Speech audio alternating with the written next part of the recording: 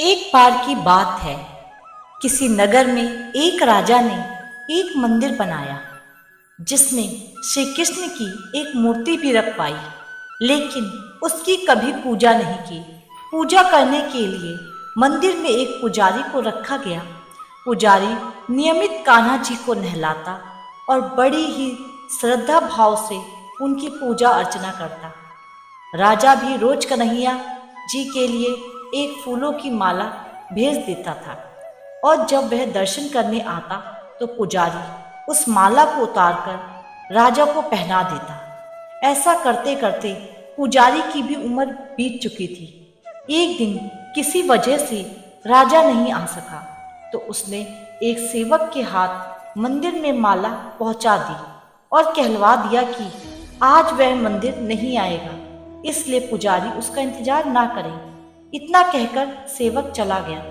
पुजारी ने हमेशा की तरह कन्हैया जी को माला पहना दी, लेकिन जब शाम हुई तो पुजारी यह सोचने लगा कि यह माला उतारकर किसे पहनाई जाए। उसने सोचा क्यों ना ये माला आज मैं ही पहन लूं। वैसे भी मेरी उम्र हो चली है, जीवन का क्या पता कब खत्म हो जाए। इतना सोचकर पुजारी ने माला उतारकर अपने गले में डाल ली, लेकिन इतने में ही सेवक आ गया। उसने बताया कि राजा की सवारी मंदिर पहुंचने वाली है।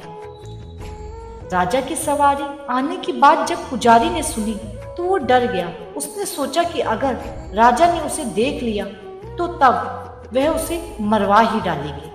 आनन फानन में पुजारी ने माला उतारकर वापस कन्हैया जी को पहना दी। जैसे ही राजा अंदर आया तो हमेशा की तरह पुजारी ने माला कन्हैया जी के गले से उतारकर राजा को पहना दी, लेकिन माला पर लगा सफेद बाल देखकर राजा समझ गए कि पुजारी ने यह माला स्वयं ही पहनी थी। बस फिर क्या, राजा क्रोधित हो उठे और उन्होंने गुस्से में पुजारी से कहा कि माला पर सफेद बाल कहाँ से आया।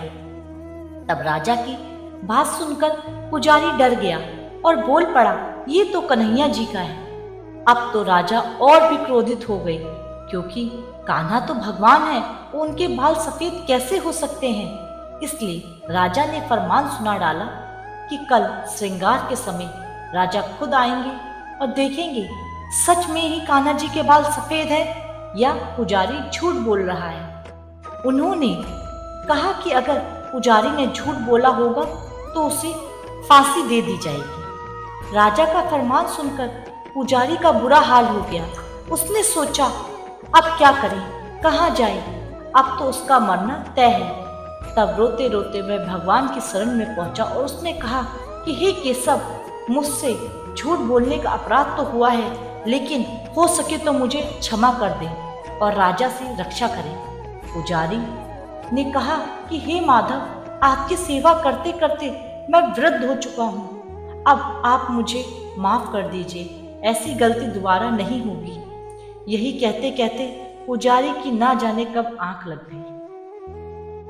उसकी आंख जब खुली तब सुबह हो चुकी थी। उधर सुबह होते ही राजा भी आ गया और कहने लगा, आज कान्हा जी का श्रृंगार वह खुद करेगा।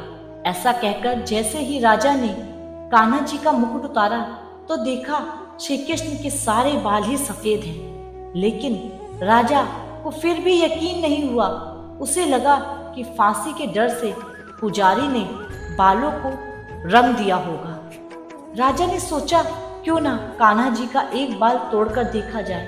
इसके बाद राजा ने कान्हा जी का एक बाल तोड़ लिया, लेकिन जैसे ही बाल टूटा कन्हैया के सिर से खून की धारा बहने लगी। यह देखकर राजा भगवान के चरणों में गिरकर माफी मांगने लगा।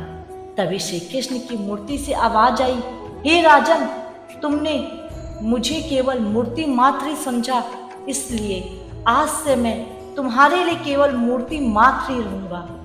लेकिन पुजारी ने सच्चे मन और पूरी श्रद्धा से मेरी भक्ति की है, इसलिए उसकी अनन्य भक्ति को देखकर मुझे अपने सफेद बाल करने पड़े। कन्हैया जी ने कहा कि भक्ति में कभी भी संशय नहीं होना चाहिए और सच्चे भक्त की लाज में तो कभी भी जाने नहीं देता। ऐसी और मोटिवेशनल स्टोरीज के लिए हमारे